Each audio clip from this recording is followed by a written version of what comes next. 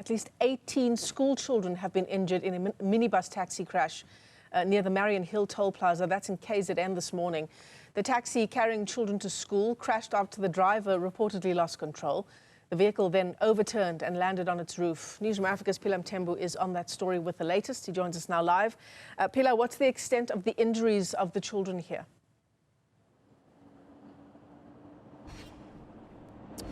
Good morning to you, Michelle. So we had been told that some were, sustained minor injuries and some actually sustained severe injuries. So where we are coming to you live from now is by the Mariannhill Toll Plaza. Now, when you look at this particular stretch of road, this is the N3 southbound, Michelle.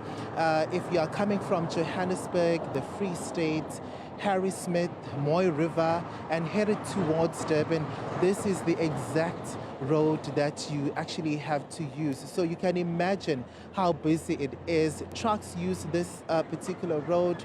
We also have motorists, minibus taxis using this stretch of road. I'm going to bring into the conversation from ALS paramedics Garrett Jemison to speak to us firstly about the nature of this particular accident and take a deeper look into where exactly it's happened. Is it even common to happen in this particular area? Garrett, let me bring you into the conversation. Thank you so much for your time.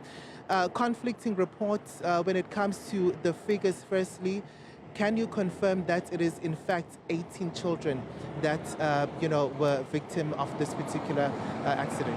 Yes, good morning, thank you. So yes, the incident happened on the N3 southbound, so going towards Durban, just after the Shongweni off-ramp on the, if people are familiar with the area, it's windy bends. It is believed, and I did see the Department of Transport said that its initial cause was losing a tyre. At this stage, I can confirm that there were 18 people injured. Out of those 18, 16 were children on their way to school, and 2 adults being the driver and the conductor of the taxi. And as the first responders to this particular accident and taking a look at exactly where it's happened, are you able to make sense for us? Where would you say things went wrong when it comes to the driver? We did see that the minibus taxi actually ended up on its roof, Garrett. Yeah, so it's not a common area, as I heard you say just now, for scholar taxis, I must say. So it is common for truck accidents, that can't stop on the bends coming down, or brakes failure or something of a sort. So, if the taxi's tire came off, one needs to ask, and obviously the necessary departments will investigate, why did it come off?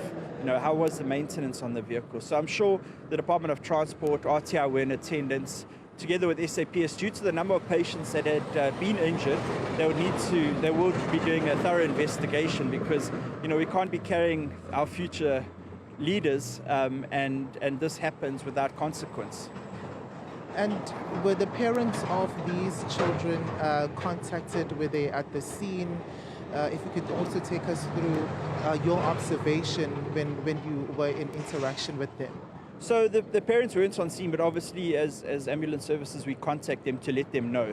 Plus two, people driving past stopped to assist. So obviously you can imagine the scene was chaotic because, it's bad enough when adults are injured and in pain. Now imagine innocent children just on their way to school, probably talking, laughing to each other in the back of the taxi. Next thing, taxi's on its roof.